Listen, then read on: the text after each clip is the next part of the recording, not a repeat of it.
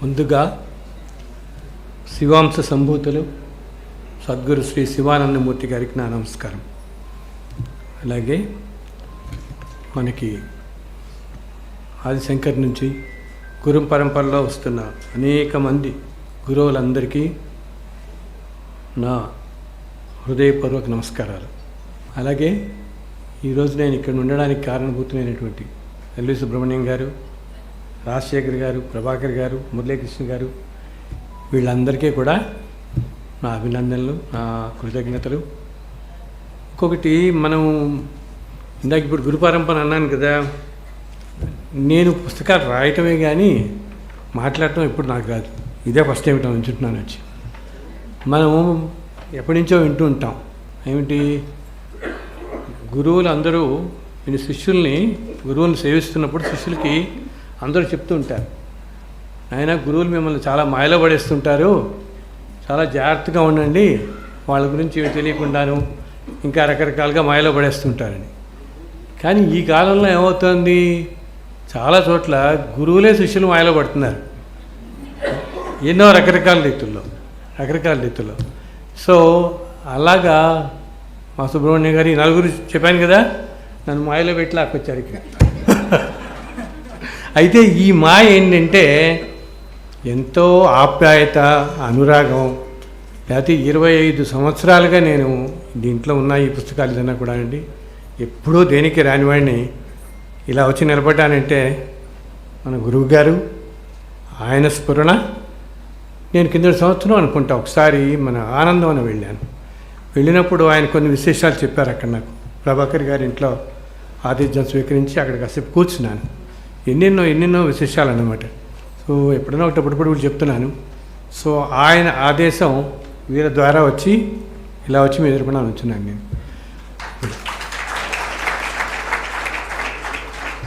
మహాపురుషులు మీరందరూ కూడా ఎంతో అదృష్టవంతులు.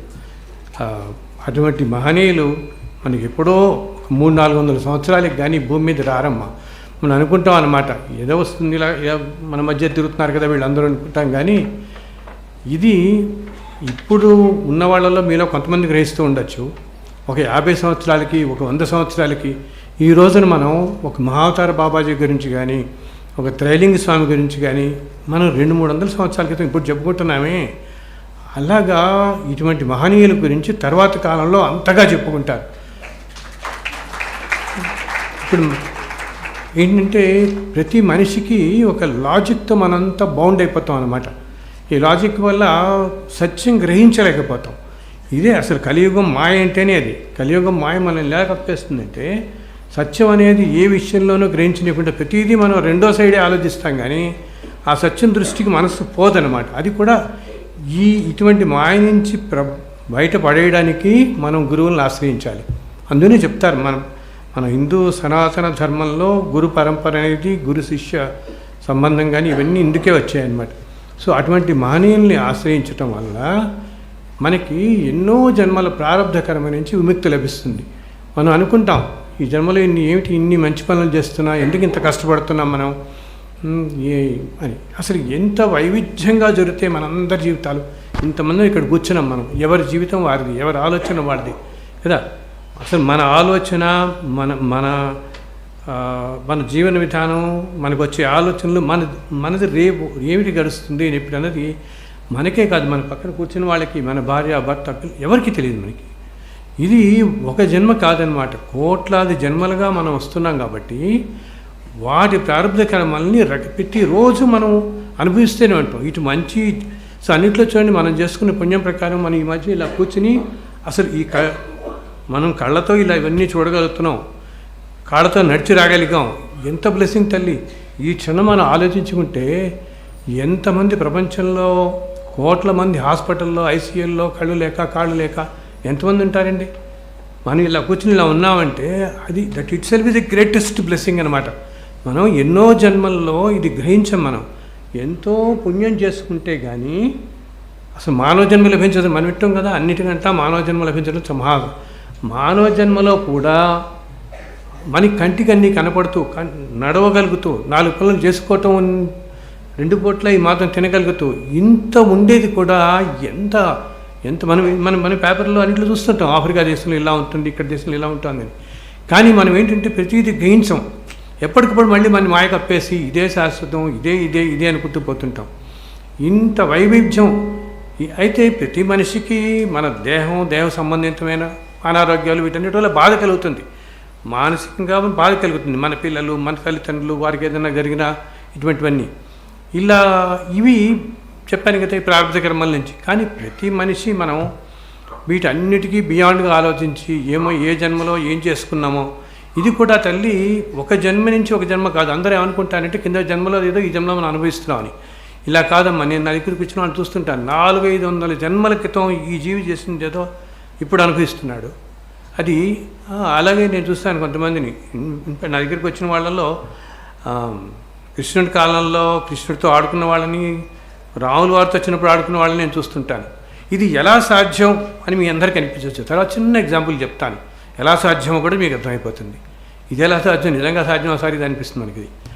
ఇలా వాళ్ళని చూస్తున్న అప్పుడు వీళ్ళల్లో కొంతమంది ఈ రోజుల్లో బాధ అనిపిస్తున్న వాళ్ళు, ఇటు సుఖం అనిపిస్తున్న వాళ్ళు, ఇటు కష్టాలు అనిపిస్తున్న వాళ్ళు కూడా ఏమిటి ద్వాపరయుగంలోనో లేకపోతే త్రేతాయుగంలో అంటే కొన్ని లక్షల సంవత్సరాల క్రితం, కొన్ని కోట్ల జన్మల వెనకాల, లక్షల జన్మలో కోట్ల జన్మలు అనుకుందాం, ఇన్ని జన్మల వెనకాల జరిగింది. ఆ రోజుల్లో ఏదో ఒకరోజు చేసిన దానికి అన్ని కోట్ల జన్మల వెనకాల, అన్ని లక్షల జన్మల వెనకాల చేసింది. అది ఈ మనిషి ఈ జన్మలో ఇప్పుడు అనిపిస్తున్నాడు. అందుకనే ఉన్నట్టుండి కొన్ని జీవితాలు రాత్రి తారుమారైపోవడం చూస్తాం మనం. ఏమిటి ఇదంతా అనుకుంటాం మనం ఎంత ధర్మంగా ఉన్నాం, నలుగురికి సహాయం చేస్తున్నాం, అయినా కూడా మనకి ఎందుకు ప్రతి మనిషికి ఎందుకు నాకే ఎందుకు అవ్వాలి అనుకుంటాం. నాకే ఎందుకు అవ్వాలి అంటే మన ట్రావెల్ మనదే కదా. అందునే ఒకే కడుపున పుట్టిన 4-5 అన్నదమ్ములు వాళ్ళని చూడండి, ఎవరి జీవన విధానాలు, ఎవరి ఆలోచనలు ఎవరి వాళ్ళు డిఫరెంట్గా ఉంటాయి. బికాజ్ ఏ సోల్ ట్రావెల్ వాళ్ళదే. మనం ఏంటంటే మనకున్న అనురాగం దాటితో అటాచ్మెంట్స్తో అయ్యే మన కొడుకు ఇలా ఉన్నాడే, ఇలా ఉన్నాడే, మన తమ్ముడు, మన పిల్లాడు, మన పక్కింటి వాళ్ళు, మన స్నేహితులు వీళ్ళందరూ ఇట్లా అవుతున్నారు, మనం ఏం చేయలేకపోతున్నాం అనుకుంటే. కానీ ఏ జీవి ట్రావెల్ ఆ జీవిదే అనమాట. అది వాళ్ళు ఏదో జన్మలో మనకున్న బంధం కొద్దీ. నేను ఆ మధ్య ఒకళ్ళ దగ్గరికి వచ్చి చూశాను. వాళ్ళు పక్కిళ్ళల్లో 2 ఉండేవాళ్ళు అనమాట. ఒక 500-600 సంవత్సరాల క్రితం జరిగిన సంఘటన ఇది. పక్కిళ్ళల్లో ఉండేవాళ్ళు తల్లి. ఎంతో ప్రాణం, ఒకళ్ళకొకళ్ళకి ప్రాణం అనమాట. ఆ బంధం ఆ మనుషుల మధ్య ఆ సోల్కి అలా ఉండిపోయి వాళ్ళు ఈ జన్మల్లో అన్నదమ్ములుగా పుట్టారు మళ్ళీ కానీ వాళ్ళకి తెలియదు. మనకి మరపు ఇవ్వకపోతే చాలా కష్టం. మనం ఒక జన్మకే ఇలా ఉంది మన పరిస్థితి. 4 జన్మలు తెలిసాయంటే ఏ మనిషి తట్టుకోలేడు. మన 4 రోజుల క్రితం జరిగింది ఇంకా మర్చిపోలేకపోతుంటాం మనం. సో అందుకని భగవంతుడు వరకు పెడతాడు. ఎందుకు చెప్తున్నానంటే ఇదంతా ఈ ప్రారంభ కర్మల అనేవి ఇట్లా ఉంటాయి అన్నమాట. ఎప్పటిపో కాబట్టి మనం ఏం చేయాలి, వీటికి కొంచెం ఉపశమనం మనకు కలవడం కోసం మనం నమ్ముకున్న దైవాన్ని, మనం నమ్ముకున్న గురువుని కొలిస్తే దైవం మీద అపారమైన నమ్మకం రావటం అనేది ఎన్నో జన్మల సంస్కారం వల్ల కానీ రాదు. అపారమైన నమ్మకం అంటే ఏమిటి, నాయన ఇంక నువ్వు ఉన్నావు, నువ్వు చూసుకుంటావు, జరుగుతున్న ప్రతిదీ కూడా ఏదో జన్మలో నేను చేసుకునే ఏదో కర్మ తప్పితే అది నన్ను అనుభవించని, ఈ కర్మ అనుభవించని అనేంత శక్తి మనిషికి చాలా కష్టం రావటం. ఇప్పుడు మనం అనుభవించలేదు అనుకోండి, వచ్చే జన్మలో రావచ్చు. అండ్ ఇంకోటి గ్రహించాల్సింది ఏమిటి, మనం పూర్వజన్మలో చేసుకున్న పుణ్యఫలాలు పాపఫలాలు 2 అనుభవిస్తుంటాం కదా. సో ఈ జన్మలో మనకి ఏదైనా అనారోగ్యం వచ్చినా దానికి చేయించుకునే ఖర్చు తాహతో ఉన్న రోజున ఇది నీకు రావడం అదృష్టం. ఇది ఇటువంటి అనారోగ్యాలు మన రోడ్డు మీద వెళ్తుంటే చూడండి, ఎంతమంది అనారోగ్యంలో రోడ్ల మీద పడి అతి దీన పరిస్థితుల్లో అనేక రోగాలతో ఉన్న వాళ్ళని చూస్తాం. వాళ్ళకి రోగం వచ్చింది కానీ దాన్ని చేయించుకుని తట్టుకునే స్తోమత కానీ, అన్నదమ్ములు కానీ, కుటుంబాలు కానీ ఏమీ లేకుండా పడి ఉంటారు వాళ్ళందరూ పాపం. అంతే కదా. అలా కాకుండా ఏంటి, మనకి మనం చేసుకున్న ప్రారంభ కర్మ వల్ల మనకు కష్టం వచ్చింది, కానీ మనం చేసుకున్న పుణ్యఫలం వల్ల మనకి 4 అన్నదమ్ములు, మన 4 మనుషులు ఉన్నారు, మనం వైద్యం చేసుకునే శక్తి ఉంది. ఇటువంటివన్నీ మనం గ్రహించగలగాలి. సరే, ఈ శక్తి కూడా తట్టుకోవడం, ఏ మనిషికైనా శక్తి కూడా తట్టుకోవడం కష్టం కదా. అప్పుడు మనం గురువుని ఆశ్రయిస్తే ఆ గురువు ఏం చేస్తారంటే ఈ మనిషిని చూసి అయ్యే పాపం ఇంత పుణ్యాత్ముడు, ఇంత కష్టాలు అనుభవిస్తున్నాడు ఈ జీవితంలో అని చెప్పి గురువుల యొక్క శక్తి ఎట్లా ఉంటుందంటే కేవలం సంకల్ప మాత్రంతో ఆ క్షణంలోనే వాళ్ళు ఇంకొక 10 జన్మలకు తోసేయగలుగుతారు. ఆ క్షణంలోనే అంత శక్తి. ఇప్పటి నుంచి బాగుంటుందయ్యా అంతే అంటాడు ఆయన, అంటాం. కానీ అలా అంటే ఆ మనిషికి నమ్మకం రాదు కదా. అందుకు నేను తమిళనాడులో ఒక గుడి ఉంటుంది, వెళ్ళి ఒక 40 రోజులు అక్కడ ప్రదర్శన చేయని చెప్తాడు. బికాజ్ మనుషులందరికీ వెళ్ళి లాజిక్ కదా, ఇది బాగుంటుందయ్యా అంటే నమస్కారం పెట్టి వెళ్ళిపోతే బాగానే ఉంటుంది, దానికి ఉండదు. సో అది ఏంటంటే గురువులు ఏం చేస్తారు, ఇది సపోజ్ మన దగ్గరికి ఆ వ్యక్తి ఎంతో ధర్మాత్ముడు, సమాజానికి ఎంతో చేస్తున్నాడు, ఇలా ఎప్పుడో 1000 సంవత్సరాల క్రితం వల్ల ఏదో ప్రారంభ కర్మ వల్ల ఇంత మనిషి అనుభవిస్తున్నాడు అనుకున్నప్పుడు, సరే ఇప్పటికి ఒక 5-6 నెలలు 5-6 సంవత్సరాలు అనుభవించాడు, ఇలాగే ఇంకో 2-3 సంవత్సరాలు 8 సంవత్సరాలు అనుభవించాలి ఈ వ్యక్తి ఈ జన్మకి. ఇది కనుక ఇలాగే వెళితే ఈ జీవి వల్ల కలిగే ధర్మ ప్రచారం కానీ ధర్మం కానీ కష్టం నిలబడదు, కుదరదు ఇదంతా అని చెప్పి అనుకుని ఆ గురువు ఆ శిష్యుడి గురించి దీని మిగతా 2 సంవత్సరాలు వేరే జన్మల్లోకి సంకల్ప మాత్రంతోనే అలా పంపించేస్తాడు తల్లి. అది కూడా ఒక జన్మలో 6 నెలలు, ఇంకో జన్మలో 4 నెలలు. సో దట్ ఎందుకు ఈ మనిషి మంచి ధర్మార్గంలో ఉన్నాడు, వచ్చే జన్మలు అన్నీ కూడా ఆ గురువు కనపడతాయి. మనందరినీ అనుకుంటాం ఇటువంటి మహానుభావాలు అందరికీ అన్ని జన్మలు కనపడేవాళ్ళు ముందు వెనకాలని. సో ఈ జీవి ప్రారంభ కర్మలు ముందు జన్మల్లో ఏమున్నాయి, ఇంతకుముందు జన్మలు ఏమున్నాయి అన్నీ ఆయన కంటికి కనిపిస్తూ ఉంటాయి. అండ్ అలా మనం ఎప్పుడైతే మన గురువు మీద ఎంత నమ్మకం, అపారమైన నమ్మకం అయితే, గురువు మీద నమ్మకం ఎందుకు వస్తుంది, మరి కంటే కూడా కనపడతాడు కాబట్టి. భగవంతుడి మీద నమ్మకం అనేది ఎక్కడో అసాధ్యం, అంత నమ్మకం రావటం మనకి కంటి ఎదురుకుండా కనపడే మనుషుల మీద మనకి నమ్మకం వస్తుంది. సో గురువు రూపంలో వచ్చినప్పుడు ఆ గురువు మీద అంత నమ్మకం పెట్టుకుంటే ఆ గురువు ఈ విధంగా ప్రారంభ కర్మను తొలగిస్తాడని చెప్పాను కదా మీకు. అయితే ఇది ఆ గురువులు కూడా ఒక అంశతో, భగవంతుని అంశతో వచ్చిన గురువులు అక్కడక్కడ ఇందాక నేను మీకు చెప్పినట్టు వస్తూ ఉంటారు. వారు భౌతికంగా ఈ రోజున మన మధ్య లేకపోయినా ఎప్పటికీ వాళ్ళు నమ్ముకున్న శిష్యుల్ని, వాళ్ళు ఎవరైతే ధర్మబద్ధంగా వెళుతూ ఉండే శిష్యులు ఉన్నారో వాళ్ళని నిత్యం కాపాడుతూనే ఉంటారు తల్లి. వాళ్ళు 8 జన్మలు ఎత్తినా, ఈ జన్మే కాదు, మనం ఈ జన్మలో వారిని చూసాం. అయ్యో వాళ్ళు, ఎందుకంటే నా దగ్గరికి వచ్చిన వాళ్ళు కొంతమంది బాధపడుతూ చెప్తుంటారు, అయ్యో మాకు గురువుగారు ఉండేవారండి ఆ రోజుల్లో, అయితే ఇప్పుడు మా గురువుగారు లేరు, ఎలాగే ఇంక మా పరిస్థితి ఏమిటి అంటూ చాలా దీనంగా అడుగుతుంటారు. ఎందుకంటే ఆ అటాచ్మెంట్ అంత ఆ గురువుతో అనమాట వాళ్ళకి. కానీ అలా ఎక్కడ అనుకోక్కర్లేదు తల్లి, ఆ గురువుల ప్రభావం మన మీద ఎప్పుడూ ఉంటుంది. మనం ఎన్ని జన్మల్లో ముందుకెళ్తున్నా మనని వాళ్ళు అలా రక్షిస్తూనే ఉంటారు, కాపాడుతూనే ఉంటారు. ఎందుకు మీకు ఒక చిన్న చెప్తాను. ఇప్పుడు ఇంతమంది వచ్చారు కదా మీరు, అది వారు చెప్పరు కూడా అనమాట. ఇలా చెప్తాం, మనకి రకరకాల మెసేజెస్ మనస్సులో ఇప్పుడు మనకి ఏదైనా ఒక థాట్ అనేది ఎలా వస్తుంది, మంచి ఆలోచన కానీ చెడు ఆలోచన రావటం అనేది ఆలోచనే, అదే కార్యరూపంలో మనం చేస్తాం. మంచి కార్యం చేస్తున్నాం అంటే మంచి ఆలోచన వస్తుంది. ఈ మంచి ఆలోచన ఎలా వస్తుంది, మన పూర్వజన్మ పుణ్యఫలంగా మనకు వస్తూ ఉంటుంది. సో ఏదైనా ఇలా గురువులని ఆశ్రయించి ధర్మపదంలో ఉండే వాళ్ళకి, ధర్మార్గులు ఉండే వాళ్ళకి ఆ గురువుల యొక్క అనుగ్రహం ఎప్పుడూ ఉండడం ఎలా ఉంటుంది అని మీకు 2-3 ఉదాహరణలు చెప్తాను సింపుల్గా. ఒకటి, ఎప్పుడు వాళ్ళు మనం రక్షిస్తూ ఉంటారు. వాళ్ళు ఇంకా మనం వాళ్ళని అడగక్కర్లేదనమాట. రోజు మీరందరూ కూడా గురుగారికి నమస్కారం అయితే పొద్దున పెట్టుకుంటారు కదా, అది చాలు. ఆయన తలుచుకుంటే చాలు. గురువులు ఎవరు మాకు, మీరు మమ్మల్ని ఇలా చేయండి, యజ్ఞయాగాలు చేయండి, మమ్మల్ని పూజించండి, మమ్మల్ని ఇలా అని ఎప్పుడు అనుకోరు. వాళ్ళు స్మరిస్తే చాలు. కేవలం స్మరించి ఈ ఉత్తమ మార్గంలో ముందుకు వెళ్ళడానికి అటువంటి మహనీయులు స్మరిస్తే వారు ఎప్పుడూ కాపాడుతూనే ఉంటారు మీ అందరినీ, ఎన్ని జన్మలకైనా. ఇది ఎప్పుడు మనం గుర్తుంచుకోవాలి.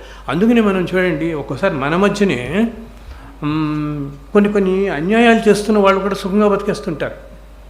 మనం అనుకుంటుంటాం, ఏంటి వీడు ఇంత అన్యాయాలు చేస్తున్నాడు, వీటికేమో ఇలా సుఖంగా ఉంటున్నాడు అంటే ఏంటనమాట, ఏదో జన్మలో ఎంతో మహానుభావుడు ఎంతో పుణ్యం చేసుకుని ఉంటాడు. ఆ పుణ్యఫలం వల్ల అప్పుడు ఏ గురువుని ఆశ్రయించాడో, ఎవరిని ఆశ్రయించాడో మనకు తెలియదు. ఆ గురువు ఈ మనిషిని ఇంకా కాపాడుతూ వెళ్తున్నాడు. ఇది ఎప్పటిదాకా కాపాడుతాడు, వీడికి ప్రారంభ కర్మ తీరిపోయేంత వరకు. ఈ అన్యాయం వల్ల ఎంతైతే బాగు చేసుకుంటాడో అది అనుభవించాల్సి వచ్చిన రోజు ఆయన అలాగే ఉంచుతాడు మళ్ళీ. అర్థమైందా? సో అందుకని మనం అసలు ఎంత వైవిధ్యమైన జీవితం చూస్తాం. అసలు దాన్ని బట్టే తెలుస్తుంది. జన్మలు లేవు అనుకోవడానికి చాలామంది అంటారు, ఎక్కడ ఉంటుందండి ఏం జన్మ, ఏదో ఇప్పుడు అనుభవించేద్దాం ఉన్నదని అనుకుంటుంటారు. కానీ మళ్ళీ చాలా వైవిధ్యం మన చుట్టూతోనే చూస్తుంటాం కదా. ఎందుకు ఇక్కడ నేను హార్వర్డ్ యూనివర్సిటీలో నా పుస్తకాలు పెట్టారని డాక్టర్ సుబ్రహ్మణ్యం గారు చెప్తున్నారు కదా. సో దాంట్లో అక్కడ స్కూల్ ఆఫ్ డివినిటీ అని ఉంటుందమ్మా. దానికి డైరెక్టర్ అన్నమాట ఫ్రాన్సిస్ క్లూనీ అని చెప్పి ఈజ్ అన్ అమెరికన్, 75 ఏళ్ళు ఆయనకి. అండ్ ఆయన president of American Catholic association కూడా. అటువంటి ఆయన మన మెట్టెగని చదివారు, 2 సార్లు తిరుమల వచ్చి స్వామిని దర్శించుకున్నాడు. అండ్ ఆయన ఇప్పటికీ ఎప్పుడన్నా నాకు మెయిల్ రాసినప్పుడు ఆ మెయిల్ ఎంత కింద కృష్ణం వందే జగద్గురు అంటాడండి. సో ఆ మహానుభావుడు ఏదో జన్మలో, బికాజ్ ఒకనొకప్పుడు ఈ మతాలు ఇవన్నీ ఈ మధ్య వచ్చినవి, కానీ ఒకనొకప్పుడు ఈ సనాతన ధర్మమే మొత్తం విరాజనండి. భూమి మీద మొత్తం సనాతన ధర్మమే. ఈ రోజున రకరకాల దేశాలు, రష్యా, అమెరికా అనే పేర్లన్నీ 200 సంవత్సరాలు 300 సంవత్సరాల క్రితం వచ్చినవి, కానీ మనకి ఇవన్నీ ఇప్పుడు లేనివి కదా. సో ఆ జీవి వాసనలు అలా పట్టుకుని అలా ఉండి అతన్ని ఈరోజు కూడా హిందూ ధర్మం పుట్టడం, ఆ మతంలో పుట్టడమే కూడా కాదు. చూడండి, president of American Catholic association అంటే ఎవ్రీ సండే ఈ టీచర్స్ ఇన్ చర్చ్. అటువంటి ఆయన ఏంటి థింకింగ్ ఇంటర్ రిలీజియస్లీ అని ఒక బుక్ రాశాడు, బియాండ్ రిలీజియన్. రాసి నాకు పంపించి మీరు కొంచెం దీని మీద మీ అభిప్రాయం చెప్పండి అంటాడు. నేనే ఎక్కడ, ఆయన ఎక్కడ మహానుభావుడు. ఏంటంటే వాసనలు అలా పట్టుకుని అలా చేస్తున్నాయి అనమాట. సో మీ గురువుగారు కూడా అలా మిమ్మల్ని ఎప్పుడూ రక్షిస్తూ ఉంటారు. ఎందుకు ఈరోజు మీరు ఇంతమంది వచ్చారు కదా, రకరకాల కార్లలో వెహికల్స్లో వచ్చి ఉంటారే. మీరు నలుగురికి, ఒకళ్ళకేమో మీ కారు ఎదురుకుండానే ఒక ఆయన మోటార్ సైకిల్ వేసుకుని ముందు పడిపోయాడు. మీకు ఏమీ కాకుండా మీరు బ్రేక్ వేసి ఆపుకోగలిగారు, మీరు రక్షింపడ్డారు. ఎవరు? ఆయన చేశారు. ఇంకొకళ్ళు మీలో వస్తుంది, మీకు తెలుసు ఎవరో కూడా. ఇంకొకళ్ళకేమో ఒక కారు మిమ్మల్ని స్క్రాచ్ చేసి వెళ్ళిపోయింది పక్క నుంచి, స్థుతిలో మీరు పెద్ద ప్రాధాన్యత ఇట్లాగా. ఇంకొక ఇద్దరు కూడా ఇలా బైక్స్ మీద వస్తున్న వాళ్ళు, 2 వీలర్స్ మీద వస్తున్న వాళ్ళు కింద పడబోయి పక్కన వెహికల్స్ తగలబోయి పక్కకి తోసేయబడ్డారు. ఆ క్షణంలో తోసేయబడ్డారు. ఇక్కడ మనకు వచ్చిన వాళ్ళలోనే ఇంకో ఇద్దరు. ఇలా నలుగురికి ఈరోజు ఎవరు కాపాడారు? మీ నమ్మకం గురువుగారు కాపాడారు. అది తెలుసు, ఎవరెవరు జరిగిందో మీకు తెలుసు. అయితే వారు చెప్పరు కదమ్మా, ఆ క్షణంలో ఆ మెసేజ్ అలా ఇచ్చేస్తారన్నమాట. మన పక్కకి తోసేస్తారు. అలా కాపాడుతూ ఉంటారు గురువులు అనేవాళ్ళు. అండ్ గురువులకి నేను ఇందా చెప్పాను కదా, అంత ఉన్నత మార్గంలో ఉన్నవారికి అన్నీ సర్వం దర్శనం అవుతుందన్నమాట. ఏంటి భూత భవిష్యత్ వర్తమాన కాలాలని చెప్తారు, మనం అన్ని కాలాలు దర్శించగలుగుతారు వాళ్ళు. అందుకనే ఆ జీవిని చూడగానే ఆ జీవికి గల ప్రారంధ కర్మ అన్ని జన్మలవి వాళ్ళ కంటికి కనపడతాయి. ఈ జీవి ముందు జన్మల్లో ఎంత ప్రారంధ కర్మ ఏం చేసుకున్నాడు, అండ్ ఇదంతా ఎలా తీరబోతోంది, ముందు ఈ జీవి ప్రయాణం ఏంటి కూడా మహానుభావులకు కనిపిస్తుంది. అందుకని అలా కాపాడుతూ వెళ్తుంటారు వాళ్ళు. ఇది ఎలా కనపడుతుంది అని అప్పుడప్పుడు నన్ను అడుగుతుంటారు. ఈ యుగ దర్శనం అని మీరు రాశారు కదండి, మీరు కృష్ణుడి టైంలో అసలు ఎక్కడ మనం నిర్ణయం రాశారు, ఎలా సాధ్యం ఇది సహజం, ఎవరికైనా అనిపించవచ్చు ఎలా కనపడుతుంది ఇదంతా అని. చిన్న ఉదాహరణ చెప్తాను మీకు, చెప్పి ఇక్కడితో ముగిస్తాను. మనం అందరం ప్రతిదీ శక్తి తల్లి. ఈ ప్రపంచం అంతా ఎనర్జీ వ్యాపించి ఉంటుంది. ఇప్పుడు నేను మీరు మాటలు వింటున్నారంటే ఎనర్జీనే కదా ఇది. అలాగే ఇప్పుడు నా మొబైల్ ఫోన్ మోగుతుంది. ఇక్కడ మొబైల్ ఫోన్ అమెరికాలో ఈ క్షణంలో మాట్లాడుతున్న వ్యక్తి, అది మనం వింటున్నాం కదా, ఇదే క్షణంలో ఇదే సెకండ్లో మనం వింటున్నాం. ఎక్కడ టైం లేకుండా వింటున్నాము. అండ్ ఎలా వినగలుగుతాం? మధ్యలో దీనికి వైర్ లేదు, కనెక్షన్ లేదు, ఏమీ లేదు. అవునా? వేవ్సే కదా. అదైతే మనకు అందరికీ అర్థమవుతుంది. ఈ మధ్య ఏదో 2G 3G స్పెక్ట్రమ్ వింటున్నాం కాబట్టి వేవ్స్. సో ఎప్పుడు మనం వేవ్స్ మధ్యనే ఉన్నాం. ఇప్పుడు ఇలా మాట్లాడుతున్నాం అంటే వాటి అన్నిటి మధ్య వేవ్స్ మధ్య ఉన్నాం. ఈ వేవ్స్ వల్లే కదా ఈ తరంగాల వల్ల వింటున్నాం. అలాగే ఆ వీడియో కూడా చూస్తున్నాం కదా, ఇలా చూడగానే వీడియో చూస్తున్నాం, వీడియోలో మనిషి కనపడుతున్నాడు, అది కూడా ఈ తరంగాలే కదా. అలాగే ఒక 4-5 ఏళ్ల క్రితం జరిగిన ఒక సంఘటన ఉంటుంది. ఎందుకు ఇప్పుడు ఈ మధ్య వీడియోలు మనం చూస్తున్నాం, వరల్డ్ వార్ వీడియోలు అన్నీ కూడా మనకు వస్తున్నాయి. ఈ 4-5 ఏళ్ల క్రితం జరిగిన సంఘటనలు కూడా మనం ఈరోజు యూట్యూబ్లో ఇలా చూస్తున్నాం. ఎందుకు ఇప్పుడు ఎన్నో సంఘటనలు అన్నీ చూస్తున్నాం. వీడియో చేయగానే మీకు వీడియో చక్కగా కనపడుతుంది, మొత్తం మనం చూస్తున్నాం కదా. చూసిన వ్యక్తికి ఆ రోజు ఏం జరిగింది పని మీరు వరల్డ్ వార్ దాకా వెళ్ళక్కలే. ఒక 5-6 ఏళ్ల క్రితం ఏదైనా ఒక ఫంక్షన్ ఏదో అయిందనుకోండి, మనం చూసుకుంటే మొత్తం అందరినీ చూస్తాం కదా. మళ్ళీ ఆ సంఘటనలు అన్నీ మీ కంటికి కనపడుతూనే ఉంటాయి వీడియో రూపంలో. ఏ తరంగాలు లేవు. ఇటువంటి తరంగాలు, శక్తి తరంగాలు ఈ సృష్టిలో హయ్యెస్ట్ లెవెల్లో చాలా ఉంటాయి తల్లి. అదే మన వేదాలు శృతులు అంటారు కదా. శృతులు అంటే విన్నారు మహర్షులు. ధ్యానంలో ఉన్నత స్థితికి వెళ్ళినప్పుడు వాళ్ళకి ఏదైతే ఇప్పుడు వినపడిందో అదంతా రాసుకుంటూ వెళ్ళారు. సో ఇప్పుడు సైన్స్కి తెలిసింది ఏమిటి? ఈ మాత్రం తెలిసినప్పుడు ఋషులకి ఆ యూట్యూబ్ వీడియోలో 1,00,000 సంవత్సరాల క్రితం కనపడదా? అవునా? మనం 5 సంవత్సరాల క్రితం వీడియో చేసుకుని మనం చూస్తున్నామే. ఈ మాత్రం స్పెక్ట్రంతో అంత హయ్యెస్ట్ ఎనర్జీ లెవెల్స్లో కనుక ధ్యాన స్థితిలో వాళ్ళు వెళ్ళినప్పుడు ఆ ఎనర్జీస్ లెవెల్లో వాళ్ళకి సర్వం అలా కనిపిస్తుందండి. మొత్తం అలా దర్శనం అవుతుంది. సాధ్యమే కదా. ఇప్పుడు ఈ సాధ్యమని మనం నమ్ముతున్నాం కదా. ఈ 5 ఏళ్ళ క్రితం 10 ఏళ్ళ క్రితం మనం చూస్తున్నప్పుడు అటువంటి మహానుభావాలకి ఏంటి హయ్యెస్ట్ ఎనర్జీ లెవెల్స్కి వెళ్ళిపోయినప్పుడు ఆ ఎనర్జీలో వాళ్ళకి సర్వం దర్శనం అవుతుంది. వెనకాల కొన్ని కోట్ల సంవత్సరాలు జరిగింది, ముందు జరగబోయేది, ఆ స్పెక్ట్రమ్ అంతా కనిపిస్తుందన్నమాట. ఆ విధంగా వారికి సాధ్యం. అటువంటి మహనీయులు, అటువంటి మహానుభావులు సంచరించిన ప్రదేశం మన భారతదేశం. అందుకనే కొంతమంది ఇళ్ళు చూడండి, మనం అనుకుంటాం ఇప్పుడు ఎంతోమంది ఆలయాలు కట్టిస్తుంటారు, ఆశ్రమాలు కొన్ని చోట్ల ఎంతో 20-30 కోట్లు పెట్టి కట్టించిన ఆలయం వృద్ధిలోకి రాదు. జస్ట్ ఎవరో ఒకరు చిన్నవాళ్ళు పాపము వాళ్ళంతా పోగు చేసుకుని ఏదో 30-40 లక్షలు పెట్టో ఏదో కట్టిస్తారు. అది ఎంతో వృద్ధిలోకి వచ్చేస్తుంటుంది. ఎందుకు? ఆ స్థల మహిమ అన్నమాట.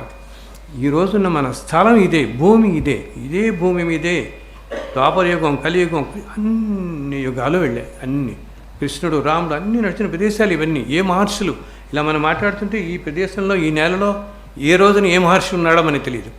భూమి ఇదే, అంతటి పవిత్రమైన ప్రదేశం అన్నమాట. అందుకని కొంతమంది ఇళ్ళు, కొంతమంది చూడండి అదేంటి అసలు వాళ్ళ ఇల్లు అసలు వాస్తు ప్రకారమే లేదు, ఆయన బ్రహ్మాండంగా ఉన్నాడు అని అంటాం. మనం అనుకుంటుంటాం కదా మనం కంప్లీట్గా. బట్ ఎందుకంటే ఆ స్థలం అన్నమాట. ఆ స్థలంలో ఒకనొకప్పుడు ఏదో బ్రహ్మాండమైన యజ్ఞమో యాగమో మహాపురుషులో జరిగి ఉండాలి. అది ఒక్కొక్క టైం రాగానే అక్కడ ఉన్న వాళ్ళు చాలా వెలుగులోకి వస్తారనమాట. ఇప్పుడు మన హైదరాబాద్లో కొండాపూర్ ప్రాంతంలో రామాలయం ఉంటుంది. ఆ ప్రదేశం అంతా తల్లి ఒకప్పుడు మహర్షులు తపస్సు చేసుకున్న ప్రదేశం అది. అందుకనే ఇన్నాళ్ళు ఒక అడవిగా ఉండిపోయిన ప్రదేశంలో ఈరోజు మనకి ఇంత అద్భుతమైన రామాలయం, చంద్రమౌళీశ్వరాలయం ఇవన్నీ అక్కడ రావటం జరిగింది. సో అందుకని నేను అందరికీ నా దగ్గరికి వచ్చే వాళ్ళకి చెప్తాను, 3 విషయాలు పట్టుకోండి మీరు, ఇంకేమీ అక్కర్లేదు లైఫ్ సుఖంగా సాగడానికి. ధర్మం, ధర్మం, ధర్మం, అంతే, ఇంకేమీ లేదు. అండ్ అది ఎంతో కష్టం కాదు. ఇది ఆచరించడానికి ఏదో శ్లోకాలు చదవాలి, నేను పొద్దున్న 2 గంటలకు పూజ చేయాలి, ఇవి ఏమీ అవసరం లేదు తల్లి. మన కంటికి ఎదురుకుండానే ఎన్నో కనపడుతుంటాయి కష్టపడుతున్న జీవులు. సో ఏ జీవి ఎటువంటిదో మనకేం తెలుసమ్మా. ఆ జీవికి సహాయం చేయండి. ఏంటి? ధనమే అక్కర్లేదు, నోటి సహాయం, మాట సహాయం, ఒక సొలేసి ఇవ్వటం, ఏది చేసినా మీకు ధర్మం కదా. అసలు మనకి మహాభారతంలో ఎన్నోసార్లు చెప్పబడుతుంది కూడా, ధర్మం ఏదైతే ఒకళ్ళు చేస్తే మీకు కష్టం అనిపిస్తుందో అది ఇంకోళ్ళు చేయకుండా ఉండటమే అన్నిటికంటే ఉత్తమ ధర్మం. పరాయణం పరమ ధర్మంలోకి వెళ్ళని మనం చదువుతాం కదా అందరం. కానీ ఈ కలి ప్రభావం ఎటువంటిదంటే, మనం జాయింట్ కోటేశ్వర గారు ఉపన్యాసం వెళ్తాం, షణ్ముఖ గారు ఉపన్యాసం వెళ్తాం కదా, ఆ వింటున్నంతసేపు చాలా అద్భుతంగా ఉంటుంది తల్లి. ఈ కలిపురుషుడు ఏం చేస్తాడంటే, మనం ఆ గుమ్మం దాటి బయటికి వెళ్తాం చూసారా, అదంతా ఎరేజ్ చేసేస్తాడు. మళ్ళీ బయటికి వెళ్ళి మన కారు మన బస్సు ఎక్కగానే అది కలిపురుషుడి ప్రభావం. ఆ ప్రభావం నుంచి పక్కకి తొలగాలి అంటే అటువంటి గురువుల్ని, మహాగురువుల్ని ఆశ్రయిస్తే, బికాజ్ ప్రారంభ కర్మలు ఒక్కోసారి నన్ను అడుగుతుంటారు కొంతమంది, ఇప్పుడు ప్రళయం వస్తుంది కదా, ప్రళయం వచ్చినప్పుడు అన్ని జీవులు భగవంతుడిలో కలిసిపోతే మళ్ళీ ప్రారంభం లేదు కదా అని. అలా లేదు తల్లి. ప్రళయం అనేది ప్రతి 4 యుగాలకి ఒకసారి రాదు, అది కొన్ని మహాయుగాలకు ఒకసారి ప్రళయం వచ్చి సమస్త సృష్టి భగవంతులు ఐక్యమైపోవడం జరుగుతుంది. ఐక్యమైపోయినా మళ్ళీ సృష్టి ప్రారంభమైనప్పుడు ఆ జీవులన్నీ ఆ ప్రారంభ కర్మలు తీసుకునే వస్తాయి. ఇది అందరికీ గ్రహించాలి. చాలామంది బయటకు బాహ్యంగా చెప్పట్లేదు. ఆ జీవులన్నీ ప్రళయకాలం తర్వాత కూడా ఇంతకుముందు కోట్ల జన్మల్లో చేసుకుని ప్రారంభ కర్మలు తీసుకునే వస్తాయి. అందుకనే ఇంత వైవిధ్యం. మనం ఒకళ్ళు ఒకలా ఉంటారు, ఇంకోళ్ళు ఒకలా ఉంటారు, అంతే కదా. ఇన్ని రకాల వైవిధ్యం చూస్తామంటే ఇంత బ్రాడ్ స్పెక్ట్రమ్ ఆఫ్ యూనివర్స్ మనకన్నమాట. సో ఇంతటి ప్రారంభ కర్మ నుంచి మనం ప్రతి మనిషికి సుఖంగా ఉండాలనిపిస్తుంది కదా అన్ని విషయాల్లోనూ. సో ఇంతటి ప్రారంధ కర్మాన్ని తొలగించే శక్తి అటువంటి మహనీయులకు ఉంటుంది. సో అటువంటి మహనీయులని అనుసరించండి, ధర్మంగా ఉండండి. మీకు తోచిన రీతిలో ధర్మానికి అసలు మనం ఎన్నో కథలు చదువుతుంటాం తల్లి. ఎన్ని మన పురాణాల్లో ఎన్నో కనపడుతుంటాయి. ఎటువంటి భగవంతుడు అతి ధర్మంగా ఉండి చేసే వ్యక్తి ఎంత చిన్నది చేసినా ఎంతో సంతోషంగా స్వీకరిస్తాడు ఆయన. అసలు కలియుగానికి నామస్మరణే చాలు. ఆయన స్మరిస్తూ మన ధర్మంలో వెళ్ళిపోతూ ఉంటే ఆయన ఎప్పుడు మన బయటపడేస్తాడు మన కష్టాలన్నిటి నుంచి కూడా. సో ఇంతటి మంచి అవకాశం ఈరోజు ఇచ్చిన గురువుగారి కుటుంబానికి, రాజశేఖర్ గారికి, ఎల్లి సుబ్రహ్మణ్యం గారికి, మా ప్రభాకర్ గారికి, మురళీకృష్ణ గారికి, అందరికీ ఇంత ఓపికగా కూర్చుని ఇంతసేపు మీ అందరికీ కూడా నా వేల కృతజ్ఞతలు. ఇంకా నమస్కారం. మీరందరూ ఎల్లకాలం సుఖంగా ఉండాలని ఆ పరమేశ్వరుని, గురువు గారిని ప్రార్థిస్తున్నాను. ఓం నమో వెంకటేశాయ.